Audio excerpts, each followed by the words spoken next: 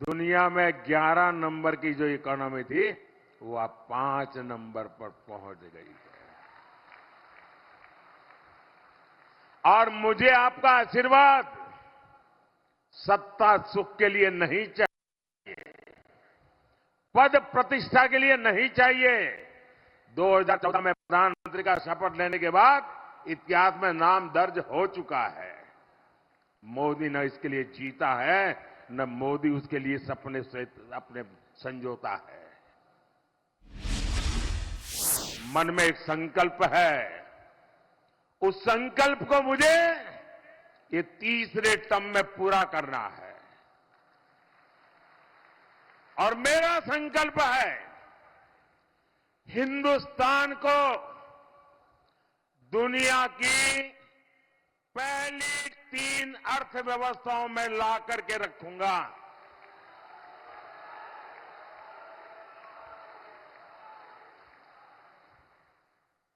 और आप कल्पना कर सकते हैं, जब विश्व में तीसरे नंबर की अर्थव्यवस्था हिंदुस्तान बनता है तो दुनिया के लिए भारत का नजरिया कितना बदलेगा। भारत की आवश्यकताओं की पूर्ति, भारत की आकांक्षाओं की पूर्ति, भारत के नौजवानों के सपनों को साकार करने का सामर्थ्य हिंदुस्तान का अपना होगा। भारत आत्मनिर्भर होगा, अपना होगा। भारत आत्मनिर्भर होगा। हिंदुस्तान को दुनिया में कभी भी किसी के पास हाथ फैलाने की जरूरत नहीं पड़ेगी। ऐसा हिंदुस्तान बनाने के लिए मुझे आशीर्वाद चाहिए साथियों। कांग्रेस के बड़े बड़े विद्वान देश की प्रगति को नीचा दिखाने के लिए कहते हैं तीसरे नंबर की इकोनॉमी बनने के लिए करने की क्या जरूरत है, सोते रहो भाई। जो लोग हर चीज का सॉल्यूशन खटाखट करके दूर होगी कहते हैं, एक झटके में बोले गरीबी दूर होगी। जो खटाखट और कटाकट में ही जो फंसे पड़े हैं उनको समस्याओं से, चुनौतियों से कैसे टकराना, समस्याओं का कैसे समाधान, चुनौतियों को कैसे परास्त करना, ये शायद कभी सोचा भी नहीं होगा।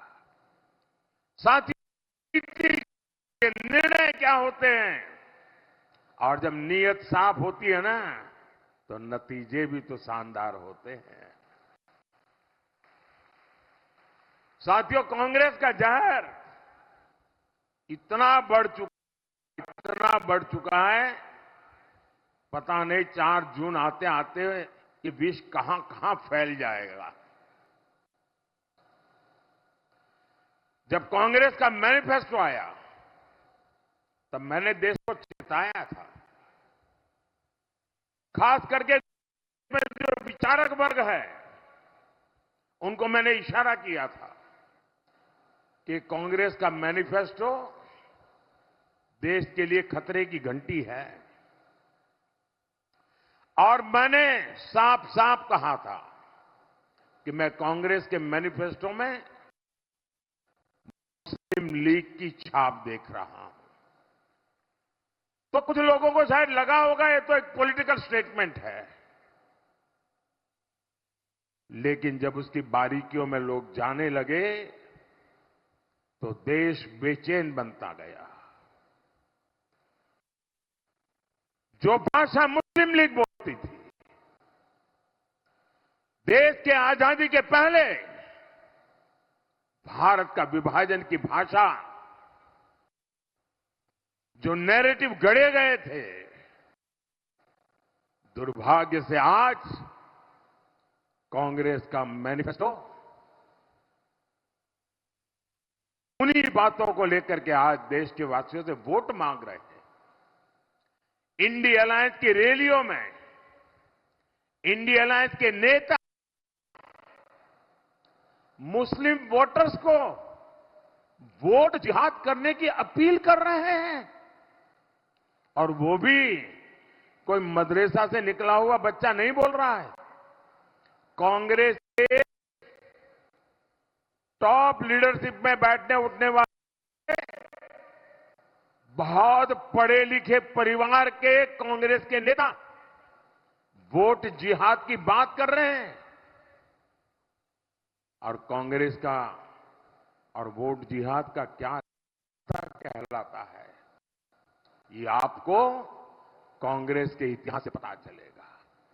आप याद करिए, जब देश में जिहाद के नाम पर आतंकी हमले होते थे, तब उन आतंकियों की वकालत में सबसे पहले कांग्रेस आते थे। कश्मीर में अलगाववादी जिहादियों की मेजबानी तब के प्रधानमंत्री करते थे, तस्वीरें मौजूद है।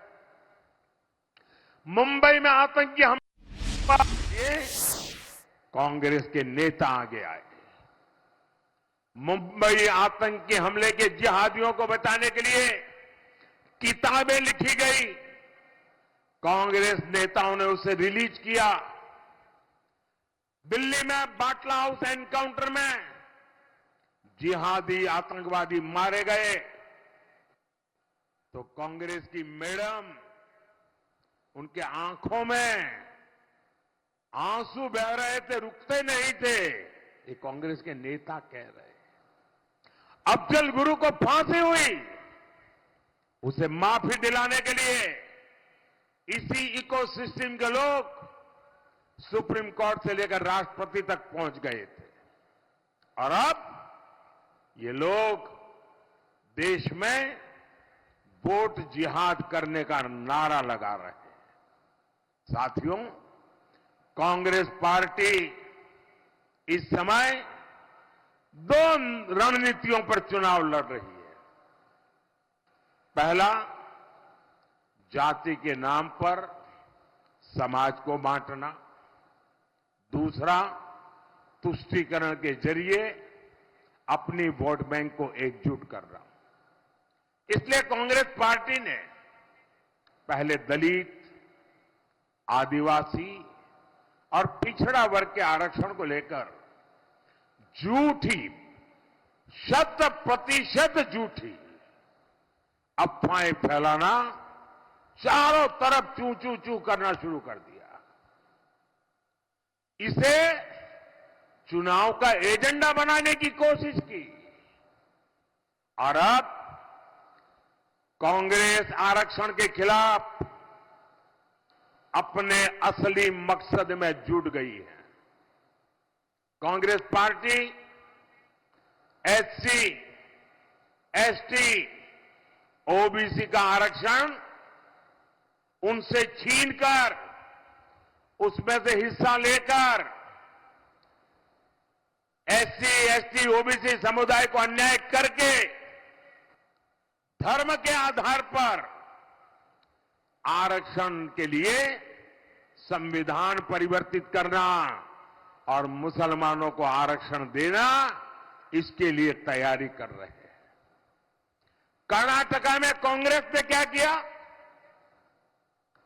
रातों रात फतवा जारी किया, एक हुक्म निकाला और कर्नाटका के जितने मुस्लिम समाज के लोग हैं, उन सबको रातों रात ओबीसी घोषित कर दिया। सब मुसलमान ओबीसी।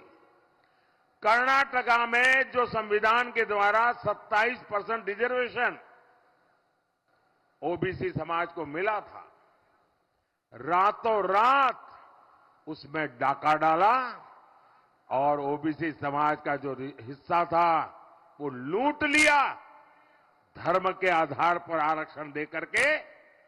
और जब देश का संविधान बना था, महीनों तक चर्चा हुई थी।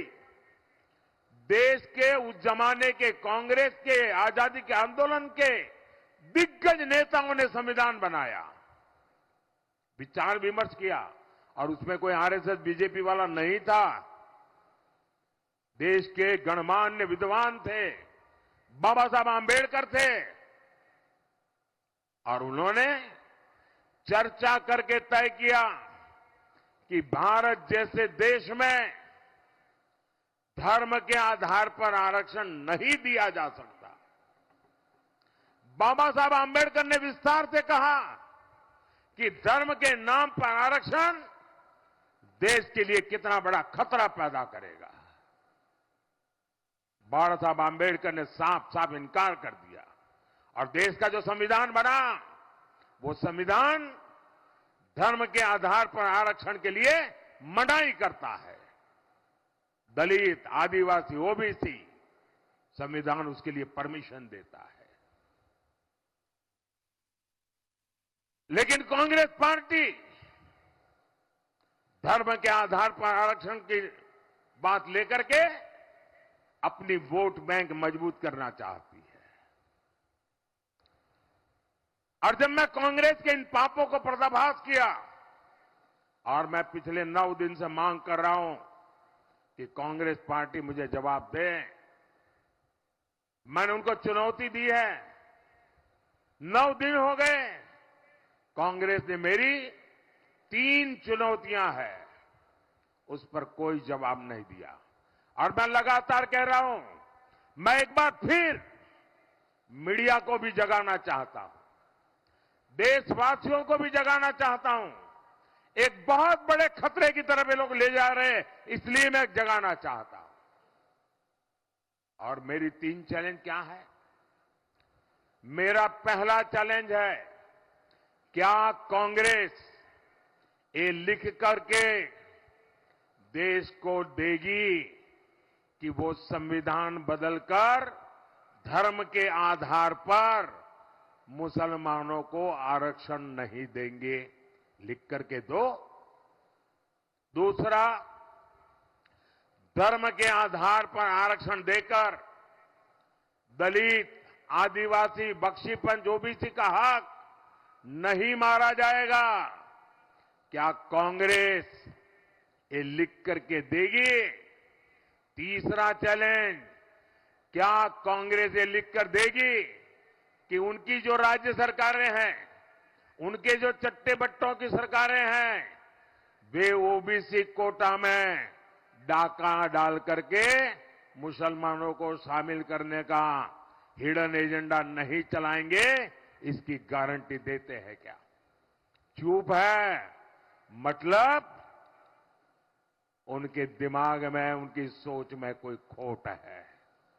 अब मुझे जामनगर के लोग बताइए, देश पर इतना बड़ा खतरा मंडरा रहा हो, क्या मोदी चुप रह सकता है? क्या मोदी देश को फिर से बांटने दे सकता है? साथियों, मैं आज जामनगर की धरती से देशवासियों को विश्वास दिलाता हूं और कांग्रेस के चट्टे बट्टे सबको कहना चाहता हूं, जब तक मोदी जिंदा है, जब तक मोदी जिंदा है, इस देश को फिर से धर्म के आधार पर मैं बांटने नहीं दूंगा।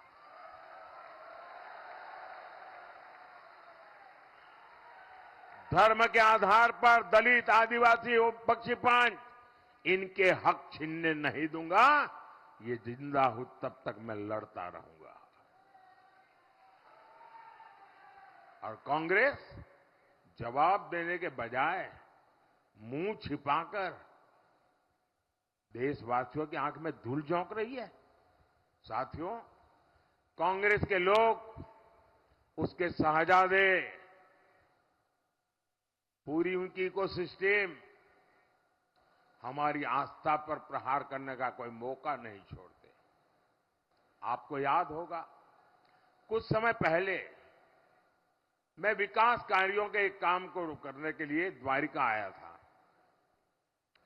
द्वारिकाधीश के दर्शन के बाद मैं समुद्र के नीचे उस द्वारिका के दर्शन करने गया जिसका वर्णन हमारे धर्म ग्रंथों में आता है। मैंने समुद्र के भीतर कुछ देर ध्यान और पूजन भी किया। कांग्रेस के शाहजादे को उससे भी तकलीफ है। और मैं तो हैरान हूं, उत्तर प्रदेश में, बिहार में जो अपने आप को यदुवंशी कहते हैं, वो उनके साथ बैठे हैं जो श्री कृष्ण की द्वारिका को नकार देते हैं, और जो शाहजादा श्री कृष्ण की द्वारिका में पूजा अगर हो तो उसका मजाक उड़ाता है। उन्होंने कहा कि समुद्र के भीतर पूजा के लिए कुछ नहीं है। अरे जिसको मिनिमम नॉलेज नहीं है, ऐसे लोगों से क्या करना है? आप मुझे बताइए, इनकी हिम्मत है कि किसी दूसरे मजहब के बारे में ऐसी बात कर दे? ये किसी दूसरे की मजहब की बातों को झूठा कह सकते, उसके मजाक उड़ा सकते हैं? ये राम मंदिर का बहिष्कार करते हैं, द्वारका को झूठा बताते हैं, हिंदू धर्म की शक्ति ऐलान कर दिया, हिंदू धर्म में जो शक्ति की कल्पना है मैं उस शक्ति का विनाश कर दूंगा। क्या इस देश में कोई शक्ति के विनाश की कल्पना कर सकता है क्या? हम शक्ति के उपासक हैं जी। ये कांग्रेस का चरित्र है। अभी तो उन्होंने कह दिया शिव और राम का भी झगड़ा करा दूंगा। उन्होंने ये भी कह दिया कि हम राम को पराजित करेंगे। क्या हो गया है कांग्रेस को? और इसलिए मैं कह रहा हूं, कांग्रेस से बहुत सावधान रहने की जरूरत है।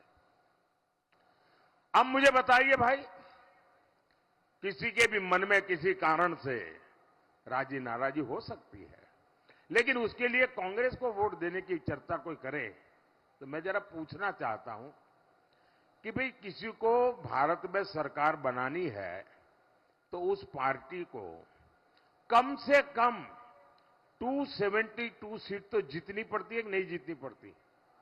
जरा बताइए ना। 272। अब भाजपा के सिवाय इस देश में एक भी पार्टी 270 सीट पर चुनाव नहीं लड़ रही है। और चुनाव ही नहीं लड़ रहे हो और आप प्रधानमंत्री बनना। अब मुझे आप पर पूछना है, मुझे गुजरात के नागरिकों को, देश के नागरिकों को पूछना है कि जो 272 सीट पर चुनाव नहीं लड़ रहे जी, उसको वोट देकर के वोट क्यों बर्बाद कर रहे हो रे? कोई लॉजिक है क्या? और आपको क्या पड़ी है कि वोट देने का सोच रहे हो? खुद कांग्रेस का शाही परिवार जो दिल्ली में रहता है, वो खुद इस बार कांग्रेस को वोट नहीं देने वाला है। अब आपको आश्चर्य होगा, ये सच्चाई है, क्योंकि जहां वो रहते हैं ना, जहां उनका वोट है, वहां कांग्रेस का उम्मीदवार ही नहीं है। यहां हमारे अहमद भाई का परिवार, अहमद भाई कांग्रेस का बहुत बड़े नेता रहे, वो परिवार भी इस बार कांग्रेस को वोट नहीं दे पाएगा। वहां भी कांग्रेस का उम्मीदवार नहीं है भरूच में। भावनगर में उनके एक बहुत बड़े नेता बड़बोले रहते हैं, अगर वोट उनका भावनगर में है तो वो भी कांग्रेस को वोट नहीं दे पाएंगे। जिस कांग्रेस के नेता कांग्रेस को वोट नहीं दे रहे, देशवासियों को क्या जरूरत है भाई उसको वोट दे करके वोट बगाड़ दे की?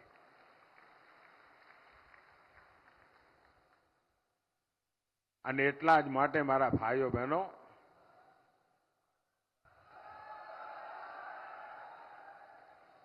આજે હું જયારે જામનગરની ધરતી પર આશીર્વાદ લેવા આવ્યો છું ત્યારે આ સમયગાળા તમે જુઓ, હું જયારે ગુજરાતમાં હતો ત્યારે પાણી તરફ આપણે ખૂબ મોટી શક્તિ લગાવી. આજે પૂરા ક્ષેત્રમાં આપણે કનેક્ટિવિટી માટે અભૂતપૂર્વ વિકાસ કરી રહ્યા છીએ. अमृतसर बठिंडा जामनगर कॉरिडोर 80,000 करोड़ रुपया. आप विचार करो કેટલી મોટી તાકાત ઉભી થવાની છે. ધોરાજી જામકંડોરણા કાલાવાડ સેક્શનનું ચૌડીકરણ, રસ્તો પહોળો થઈ રહ્યો છે. અહીંયા દ્વારકામાં સુદર્શન સેતુ, હવે સુદર્શન સેતુ જોવા માટે ટુરિસ્ટો આવવા માંડે અલગથી. नहीं तो पहला बेट द्वारका जવું तो तकलीफ पड़ती थी भाई, राह जोवी पड़ती थी. અને દરિયો ગાળો થયો હોય તો પાછું 2 દાડા રોકાઈ જવું પડે. આજે સુદર્શન સેતુ એક નજરાનું બની ગયો. જામનગર અમદાવાદ વંદે ભારત ટ્રેન બાબા. પ્રવાસ ના કરવો તો સ્ટેશન પર લોકો ટ્રેન જોવા જાય છે, ટ્રેન જોડે ફોટો પડાવે છે. આઝાદીના 75 વર્ષ પછી લાલ ડબ્બામાંથી ખૂબસૂરત ટ્રેન જોવા મળી ભાઈઓ. અમૃત યોજના અંતર્ગત જામનગર રેલવે સ્ટેશનનું આધુનિકરણ થઈ રહ્યું છે. અને આધુનિકરણ એટલે તમે એરપોર્ટને ભૂલી જાઓ ને એવા રેલવે સ્ટેશન બનાવવાના છે મારે. આપણા જામનગરમાં ઔદ્યોગિક વિકાસ, મને યાદ છે મેં જયારે એકવાર નવો મુખ્યમંત્રી બન્યો હતો, જામનગરમાં ચૂંટણી લડતો હતો. મારી જિંદગીની પહેલી શરૂઆત સૌરાષ્ટ્રમાંથી થઈ. પહેલી વાર જનપ્રતિનિધિ બનવાની શરૂઆત સૌરાષ્ટ્રની ધરતીએ મને આશીર્વાદ આપ્યા અને ત્યાંથી આ યાત્રા શરૂ થઈ. એ વખતે મેં કહ્યું હતું કે રાજકોટ, મોરબી અને જામનગર આ એક એવો ત્રિકોણ છે કે જેનામાં મિની જાપાન રીતે ડેવલપ થવાની તાકાત છે. અને એ વખતે મારી બહુ ઠેકડી ઉડાવવામાં આવી હતી. મીડિયાવાળા બી મારા વાળ નોચી લેતા હતા. અને આજે તમે જોઈ રહ્યા છો જે રીતે એક જમાનામાં ગુજરાત આપણું એગ્રીકલ્ચરમાં હાલત બહુ ખરાબ હતી કે 10 વર્ષમાં 7 વર્ષ દુષ્કાળ રહેતો હતો. આજે એગ્રીકલ્ચરમાં લગાતાર 8 થી 10% ગ્રોથ સાથે આપણે આગળ વધી રહ્યા છીએ. કારણ આપણે પાણી પર ધ્યાન કેન્દ્રિત કર્યું. આપણા ગુજરાતની ઓળખ શું હતી? દલાલી કરવાની. એટલે એક જગ્યાએ માલ લેવાનો, બીજી જગ્યાએ વેચવાનો અને વચ્ચેમાંથી જે 2-5 પૈસા મળે એનાથી ગુજારો કરવાનો. વેપાર નાનો મોટા ચલાવીને આપણે ગુજરાન કરતા હતા. કારણ આપણી પાસે કોઈ મિનરલ્સ નહીં. મોટું મિનરલ જે કોઈ આપણી પાસે મીઠું, એનાથી આગળ કાંઈ નહીં. અને એમાંથી આજે ગુજરાત ઔદ્યોગિક રાજ્ય બની ગયું. અને દોસ્તો, આવનારા દિવસો સ્વર્ણ અક્ષરે લખી રાખજો. તમે જુઓ કેવું આમ લાઈન બંધ પડ્યું છે. અહીંયા બ્રાસપાટ વગેરેનું છે તો છે જ, પરંતુ વિમાન ગુજરાતમાં બનવાના, ઇલેક્ટ્રિક વ્હીકલ ગુજરાતમાં બનવાના. દુનિયાના 4 જ 5 દેશ છે જ્યાં સેમિકન્ડક્ટર છે. આ સેમિકન્ડક્ટર હિન્દુસ્તાનમાં ગુજરાતમાં બનવાના ભાઈ. એનો અર્થ એ થયો કે અને એક જમાનો આવશે ભારતમાં જે ઇલેક્ટ્રિક વ્હીકલ ચાલતા હશે ને એની ચીપ ગુજરાતમાં બની હશે. દોસ્તો, આ ક્રાંતિકારી ચીજો થઈ રહી છે. ગુજરાત ગ્રીન હાઇડ્રોજન, સમગ્ર દુનિયાનું એનર્જીનું એક મોટું ક્ષેત્ર ગ્રીન હાઇડ્રોજન, ગુજરાત એનું હબ બનવા જઈ રહ્યું છે. વિશ્વનું સૌથી મોટું આવી અનેક ઔદ્યોગિક ક્ષેત્રે હરણફાળ આ ગુજરાત ભરવાનું છે. અને મારું એક બીજું સપનું છે, ખાસ કરીને જે મધ્યમ વર્ગ, ઉચ્ચ મધ્યમ વર્ગના પરિવારના લોકો છે એમના, બાકી બધાને માટે પણ, તમારું વીજળી બિલ જે છે ને એ મારે 0 કરી દેવું છે. હવે આપ વિચાર કરો, વીજળી બિલ 0 થાય એટલે તમારા જીવનમાં નવી દિશામાં આગળ વધવા માટેનું કેટલો મોટો અવસર મળે. અને એના માટે પીએમ સૂર્યઘર યોજના આપણે બનાવી છે. સરકાર તરફથી સોલાર પેનલ માટે પૈસા મળશે. તમે તમારા ઘર ઉપર સોલાર પેનલ લગાવીને વીજળી પેદા કરો. તમારી જેટલી જરૂરી વીજળી છે મફતમાં વાપરો. અને વધારાની વીજળી સરકાર ખરીદશે ને તમને પૈસા આપશે. પહેલા તમે પૈસા આપતા હતા, હવે સરકાર તમને પૈસા દેશે. એટલું જ નહીં, તમારું ટ્રાન્સપોર્ટેશનનો ખર્ચો, તમારી સ્કૂટી હોય, સ્કૂટર હોય, મોટરસાયકલ હોય, કાર હોય, હવે પેટ્રોલનું, ફ્યુઅલનું બિલ જેમ વીજળી બિલ 0 એમ ફ્યુઅલનું બિલ 0. મફતમાં, કાના માતર વગર મફત. પીએમ સૂર્યઘર યોજના એ જે વીજળી તમારા ઘરમાં પેદા થાય એનાથી હવે જે ઇલેક્ટ્રિક વ્હીકલ આવવાના છે એનો જ જમાનો છે. એની તમારા ઘરમાં બેટરી ચાર્જ થાય અને પછી લઈને રોડ પર નીકળો બાપુ, આમ મજા આવી જાય. એક પૈસાનો ખર્ચો નહીં અને જુવાનિયાઓને બાપા પાસે હાથ લાંબો ન કરવો પડે અને મસ્તીથી ગાડી ચલાવે. આ દિશામાં જાઉં છું ભાઈઓ. ગ્લોબલ મેપ પર જામનગર સ્વાસ્થ્યની બાબતમાં દુનિયાનું WTOનું WHOનું મહત્વનું સેન્ટર, ગ્લોબલ ટ્રેડિશનલ મેડિસિનનું સેન્ટર આ જામનગરમાં બની રહ્યું છે. આખી દુનિયા આયુર્વેદ તરફ વળી રહી છે. જામનગરની આયુર્વેદ યુનિવર્સિટી એના માટે એક મોટું પ્રેરણા કેન્દ્ર બની ગઈ છે. આજે દુનિયામાં ભારતના આયુર્વેદની ઓળખાણ થઈ છે. આપણે 2023ને મિલેટ યર તરીકે મનાવ્યું.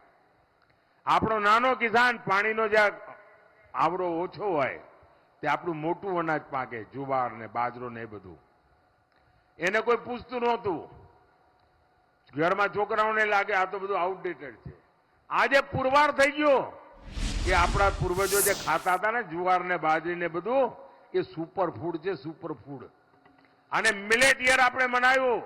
એનું નામ હવે નક્કી કર્યું શ્રી અન્ન, કારણ હિન્દુસ્તાનમાં અલગ અલગ જગ્યાએ અલગ અલગ નામ છે. હવે આ શ્રી અન્ન દુનિયામાં, અને અમારું સપનું છે દુનિયાના ડાઇનિંગ ટેબલ પર આ ભારતના નાના નાના ખેડૂતોએ ઉગાડેલું આ શ્રી અન્ન ખવાય. અને હું છેલ્લે જ્યારે અમેરિકા ગયો હતો, અમેરિકાના રાષ્ટ્રપતિએ પહેલીવાર ભારતના પ્રધાનમંત્રીને આટલું બધું સન્માન આપ્યું હતું. હિન્દુસ્તાનના એક પણ પ્રધાનમંત્રીને એ સન્માન નહોતું મળ્યું. અને મોટો ભોજન સમારંભ ગોઠવ્યો હતો.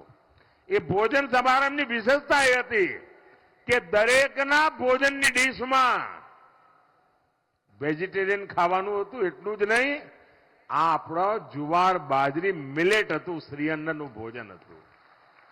વ્હાઇટ હાઉસમાં પણ સુપર ફૂડનું મહાત્મ્ય વધતું જાય છે. સાથીઓ, સૌની યોજના, એને તો જ્યારે મને યાદ છે મેં આ રાજકોટમાં પ્રેસ કોન્ફરન્સ કરીને સૌની યોજનાની જાહેરાત કરી હતી, તો છાપાવાળા હેડલાઇન બનાવી હતી કે મોદીએ ચૂંટણીનું નવું ગતકડું કાઢ્યું. કારણ કે ચૂંટણીના થોડા દાડા પહેલા જ કર્યું હતું. આજે ધમધમાટ પાણી પહોંચે છે કે નહીં, તળાવ ભરાય છે કે નહીં? ભાઈઓ બહેનો, કચ્છના ખાવડા સુધી પાણી પહોંચાડ્યું. સૌની યોજનાએ એક નવું જીવતદાન આપ્યું છે. જામનગર જિલ્લાના 400થી વધારે ગામ, એમાં નળથી જળ મારી માતાઓ બહેનો પહેલા 1-2 કિલોમીટર માથે ગઢુલા લઈને જતી હતી. આ મોદીએ તમારા ગઢુલા ઉતારી દીધા અને નળથી જળ. અત્યારે બાટલામાં ગેસ આવે છે ને, હવે પાઇપલાઇનથી ગેસ આવશે. આ મોદીએ સાફ બધું ગોઠવેલું છે, નક્કી કરેલું છે. ડિફેન્સના બાબતમાં અહીંયા મોટો આપણો બેઝ છે. ડિફેન્સના ક્ષેત્રમાં આપણે આત્મનિર્ભર થઈ રહ્યા છે. અનેક ક્ષેત્રોમાં આગળ વધી રહ્યા છે. મારું કહેવાનું તાત્પર્ય એ છે ભાઈઓ કે ખૂબ મોટી સંખ્યામાં જ્યારે આગળ વધી રહ્યા છે ત્યારે મારી તમારી પાસે અપેક્ષા છે. તમારા આશીર્વાદ મારી જોડે છે. તમે 26 સીટો જીતાડવાના છો એ પણ મને ખબર છે. તમને પણ ખબર છે કે મોદી તો આપણા ઘરનું છોકરું છે, એની જોડે તો આપણે ઉભા જ રહેવું પડે. તમને ખબર છે. 7મી મે મારી અપેક્ષા છે.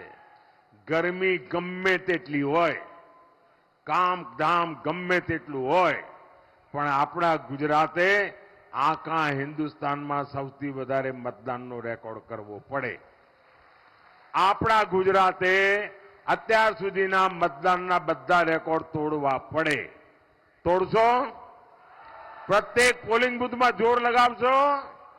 ગમે તેટલી ગરમી હોય, પહેલા મતદાન પછી જલપાન.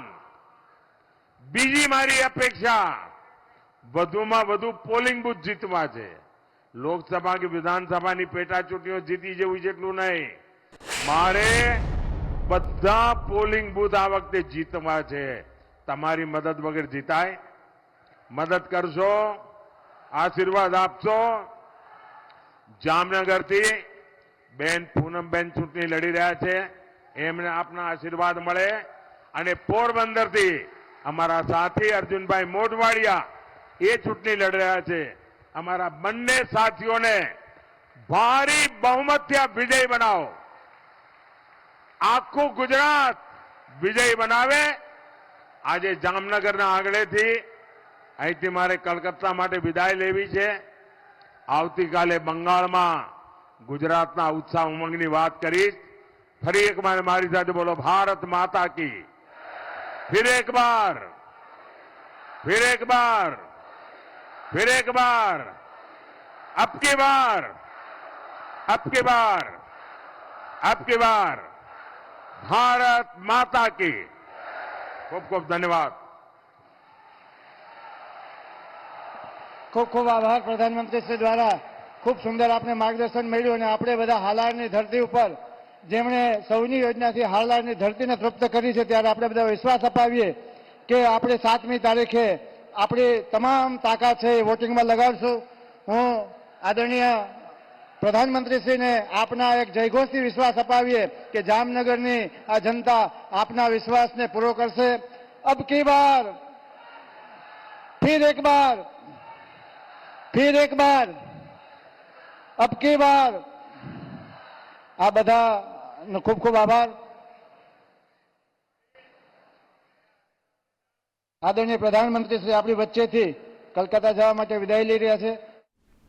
વડાપ્રધાન નરેન્દ્ર મોદીએ આજે હાલારની ધરતી પરથી ગુજરાતના પ્રચાર માટે 2 દિવસ આવ્યા હતા. એમાં છેલ્લું આ સંબોધન કર્યું જામનગરમાં અને એની પહેલા જ્યારે શત્રુશૈલ્યસિંહજી જામ સાહેબને તેઓ મળવા ગયા, જામ સાહેબે તેમને પાઘડી પહેરાવી અને ત્યારબાદ તેમનું સન્માન કર્યું. વડાપ્રધાન જ્યારે સ્ટેજ પર આવ્યા ત્યારે સૌથી પહેલા જામ સાહેબને યાદ કર્યા અને તેમણે કહ્યું કે જામ સાહેબે પાઘડી પહેરાવી છે એટલે આ વખતે હવે કશું જ ન ઘટે.